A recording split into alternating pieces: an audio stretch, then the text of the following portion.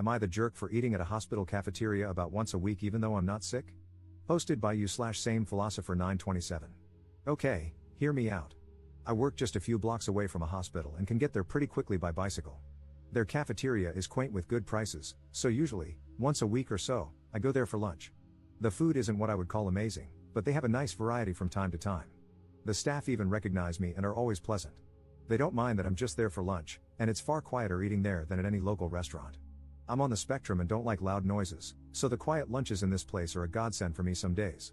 Recently, my sister found out I've been eating at the hospital and went off on me about how hospital cafeterias are only supposed to be for people who are at the hospital because they need to be. I retorted that I was giving them business, and it's not like I was taking food out of the mouths of patients. Plus, I only go once a week, so what was the big deal? But she still insisted I was wrong. Then she got our parents involved, and they're siding with her. They are telling me I should only be eating at the hospital if I have an actual reason to be there. I told them they were all crazy and that it was just normal food I was paying for. But now, because neither they nor I are backing down, I'm torn. Am I the jerk for going to eat lunch in a hospital cafeteria once a week just because I work nearby? Update 18 days later. I really apologize for the length of this post, but writing down all the details took way longer than I thought. This situation was downright crazy. I never thought my sister would do something like this. Not too long ago, I, 23M, posted for advice because my parents and sister were angry at me for regularly eating in a hospital cafeteria since it's close to my work. I enjoy the peace and quiet there on the days I eat there. But this situation escalated so radically that I can't believe something so dumb actually happened. My sister did the pettiest thing she's ever done to me, and for completely undeserved reasons too. When my sister found out I was eating at the hospital cafeteria, she went off on me about how that food is just for people who are at the hospital because they need to be. We ended up in a big argument about it, during which I told her it wasn't like I was taking food from the mouths of patients. Then she went to our parents to get them on her side, as she always does, and they immediately sided with her, just like I thought they would. They backed her up, saying that the hospital cafeteria was not a place to go eating casually. We had a big argument, and they spent days hounding me, telling me I was wrong and demanding I stop. So I went to Reddit. There, I learned that not only was I not doing anything wrong, but it's actually very common for people to go eat at hospital cafeterias simply because they like it. I hoped the situation would just fade away, but a few days later, my sister called me, asking if I had stopped eating at the hospital. I said no, and then it started all over again. My parents then called me, fuming and acting like I was supposed to stop going because they said so. I reminded them that I don't live under their roof anymore and that this is exactly the kind of reason why I moved out. They take my sister's side in almost everything. They huffed and puffed about it. This time, the fight didn't stay at home. Other relatives found out because my sister tried to broaden her support. She was so dead set on enforcing her will upon me that she went looking for help from other relatives. However, our parents were the only ones on her side. My uncle personally admonished my parents and her over the phone once I told him what actually happened. He told them they were only siding with my sister because she's their favorite and called them terrible parents for ever playing favorites to begin with. Then, my cousin went to eat with me at that hospital cafeteria and said he'd like to go there once a week too, as he also works nearby and bicycles everywhere. We've already run into each other at lunch there once since then. He was actually rather pleased to find out the food was healthier than most other places. He's a bit of a picky eater, so this place is kind of like his new lunch hangout. My sister got even angrier after finding out there were other people in the family eating at the hospital now too. Once outed, my parents backed down due to embarrassment. They apologized to me and gave me some malarkey about how they honestly thought eating at a hospital was weird and felt like they just needed to defend my sister. I told them they'd been placating my sister for so long that it's all they do whenever she starts something with anyone. She's been treating me like a condescending control freak and a bully since we were teenagers, even though I'm older, and they just kept enabling that. But I won't put up with it anymore. My parents ended up conceding and apologized. Then they made my sister apologize to me too. I could tell she hated every second of it because she tried to speak through her teeth at first. Later on, my parents invited me to dinner as another form of apology. But it felt more like a show to look good to the rest of the family because they told everyone about it before it even happened. The dinner was great, I can't deny. My parents had cooked a turkey, arguably one of my favorite things to eat. I love the drumsticks slathered with gravy. Yeah, I'm kind of a pig when I eat them, but I can't help it. My sister always thought it was hilarious and was one of the few things I didn't mind her laughing about. So, I thought nothing of why she was so giggly at dinner. Later, after the family dinner, I noticed my bike was missing. I had parked it in the backyard out of sight, but it was just gone. I freaked out because it's my only mode of transportation. My parents panicked a bit with me, but my sister seemed the opposite. She actually looked happy and was giggling. I immediately suspected her, and she played innocent, even giving the classic "I can't believe you'd think I'd do something like that" line. I already knew she was extremely petty, but this was a whole new level for her. So I said I was going to the neighbors because I knew they had cameras, and they'd have seen what happened. Then I'd call the cops. My sister suddenly looked panicked. I got mad and said I knew it was her, demanding she give my bike back. She started crying, insisting she hadn't done anything, and our parents immediately took her side, scolding me for daring to accuse her. So I'd had enough and said I was going to the neighbors to ask to check their cameras, and then I'd be calling the police. My sister finally fessed up and called me to come back. The looks on our parents' faces after they had just defended her were priceless. My sister admitted she was so angry at me for making her apologize for something she still believed she was right about, so she planned to have a couple of her friends come and grab my bike during dinner. She said her friends were in a minivan with it just down the street. She then started saying that I couldn't call the police on her anyway because I'm her big brother. Our parents backed her up on that too.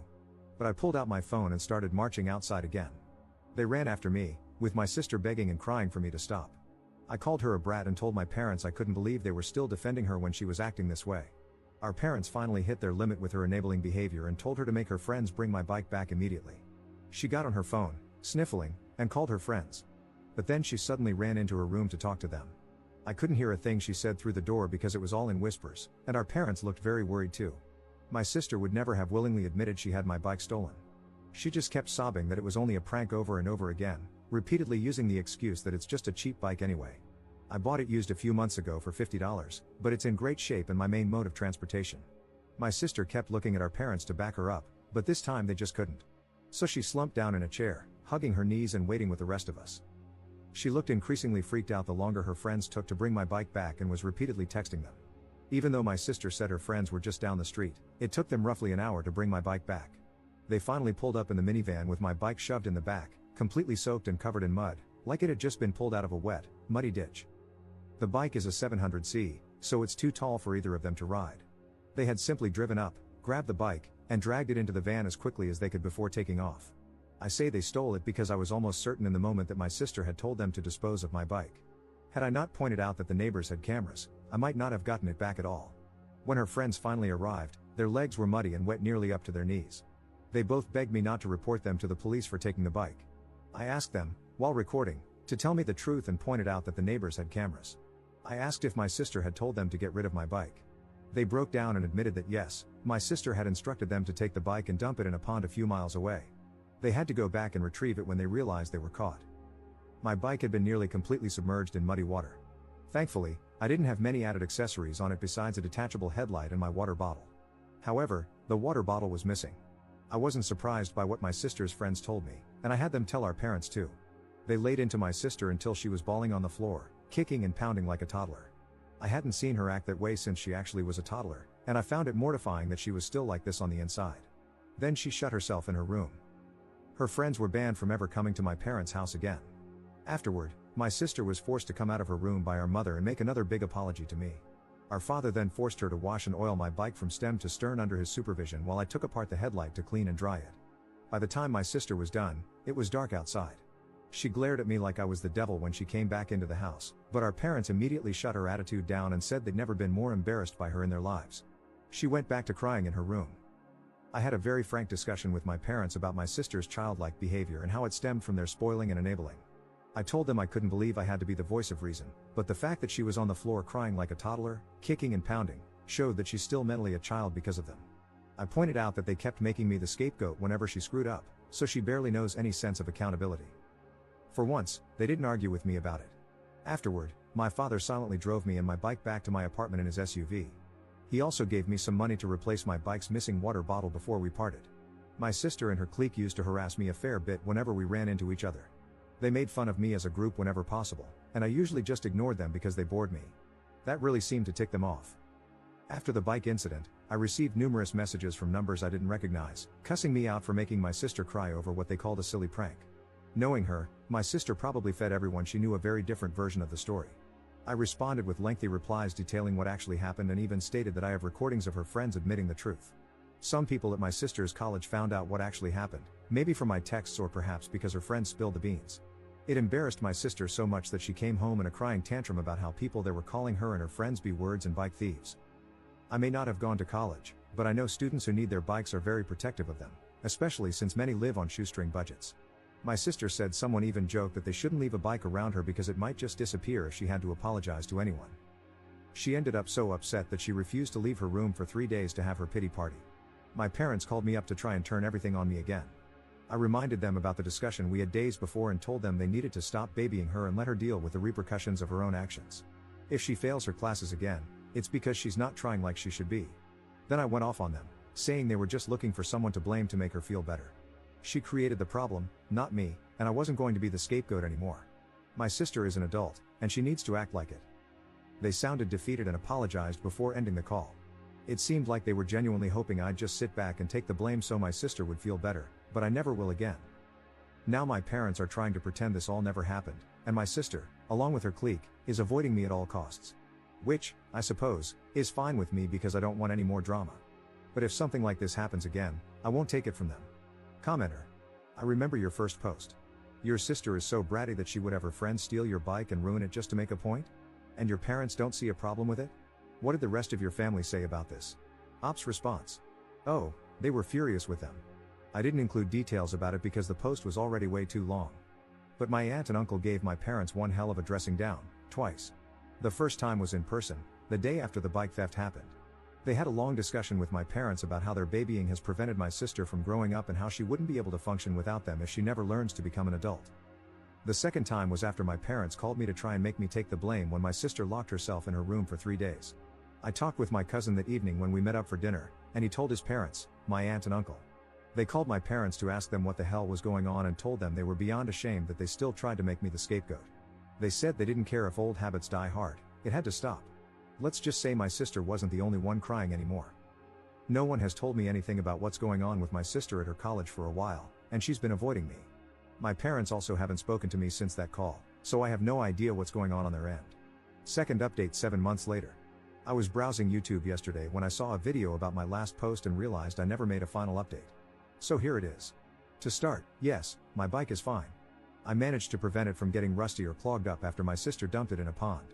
It wasn't new to begin with, and thankfully, there were no new creaks or groans from it. I was worried something would go bad, but since it's a really simple single-speed bike, it works just fine after being oiled post-submersion. I also re-greased the crank bearings as a precaution. A few months ago, I replaced the rear tube and tire myself, and I still ride practically everywhere. Now, onto my bratty sister. She barely managed to pass college and tried to blame her low grades on me and her depression from the bike incident multiple times. However, even our parents stopped letting her get away with that.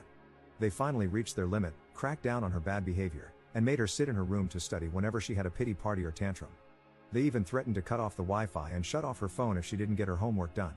She cried and said she hated them, but eventually, she sucked it up and complied. She finally graduated, but her graduation wasn't a fun time for her. We all went out to celebrate, but she wasn't happy because she had no friends left. She'd hoped to party with her former clique, but they had all cut her off because she's a brat. As an ironic punishment, our parents started making her ride a bicycle to get around. She hates it more than she hates the bus.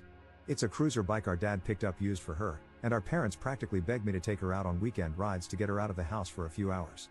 I agreed, but only because they asked nicely and offered dinner. As for the hospital cafeteria issue, my sister still stubbornly insists it's wrong to eat there, though she can't provide any valid reason. No one sides with her on it anymore, not even our parents, who've since joined me for family lunches there a couple of times. They even forced her to come along. She looked fidgety and claimed it was against her beliefs, wording it as if it were a religious issue. She was promptly told off for that. She cried as usual but was told to grow up. I think she clings to this belief because admitting she was wrong is something she refuses to do. At times, I wonder if she's not just a spoiled control freak but possibly a narcissist. Of course, I'm not qualified to diagnose her. Her former clique abandoned her after they got into trouble over the bike incident. At least 2 of them were involved in stealing and dumping my bike, and they were all hazed when word got out. The clique blamed my sister for everything and cut ties to save their own reputations. While I didn't file a police report, the 2 girls who stole my bike faced consequences at home. The minivan they used was borrowed from one of their parents, who revoked its use after learning what happened. Those parents even visited me to apologize on their daughter's behalf and asked for a copy of the video I took, which I provided. Despite their involvement, the clique threw my sister under the bus. She was also ridiculed for being forced to ride a bike to and from college since our parents deemed it cheaper than the bus, and she no longer had friends to carpool with. Her bike was never stolen or vandalized, she just hated it. Our dad also insisted she learn how to maintain it herself. He used to tinker with bikes in his youth and taught me the basics as well. For those who thought my sister might retaliate, she didn't. She's just bitter. She was made to get counseling, which has slightly improved her, but real change, if it happens, will take years. She doesn't try to boss me around anymore. I've been over for dinner several times since my last post, and she barely speaks to me at the table. She's annoyed by how unbothered I am. Everyone, even our parents to an extent, has told her that she destroyed her own reputation, but she still blames me as her scapegoat. Since the incident, I always lock my bike when visiting home, just in case. After she finished college, our parents announced that she was moving out.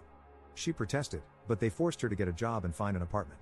They said her party days were over and it was time to face adult life. Multiple relatives told them she wouldn't grow up unless she lived on her own and paid her own bills. Though she was clearly their golden child, they finally agreed she needed to learn independence. She's not happy about it, as she loved being a spoiled leech, but she knows she can't blame me since I had no part in the decision. Still, she threw multiple tantrums, claiming it was just a bike, when things didn't go her way in college. At one point, our mom smacked her upside the head and told her to stop acting like I was the cause of all her problems. And my bike isn't just a bike to me, it's practically my livelihood as my primary mode of transportation.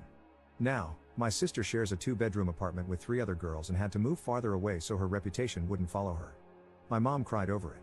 My sister is working in an office, learning to be a secretary, but she constantly complains about her life. She also tries to rub it in my face that she'll make more money than me someday. I just tell her, you do you, which infuriates her. She doesn't like her roommates and still has to ride the bike our dad got her. Her commute is only a few miles, so she doesn't spend money on the bus, and walking takes too long for her. She demanded our parents buy her a car, but they refused, which led to her ignoring them for a while. We no longer go on bike rides together since she moved out. Back when we did, she'd taunt me immaturely, but I ignored her, which frustrated her more. She once claimed her bike was better because it had gears, but she could never outpace me anyway. It seemed to make her determined to get in better shape, at least. I think she wants me to be the big loser so she doesn't feel like one. She wanted an e-bike for Christmas, but our parents refused after seeing how expensive good ones are. They've already spent a lot on her, covering 3 years of college. As a joke, I gave her new bike tires for Christmas, earning a stink eye in return. In 2024, she needed financial bailouts from our parents because she couldn't manage her money. Despite facing the realities of life, she still acts like a spoiled brat in denial. She also resents that I live alone while she has to have roommates. Ironically, her roommates like me, which only upsets her more. I think she hates them because they don't cater to her whims like our parents used to. Living with people who don't indulge her must be a nightmare for her. That about sums everything up so far.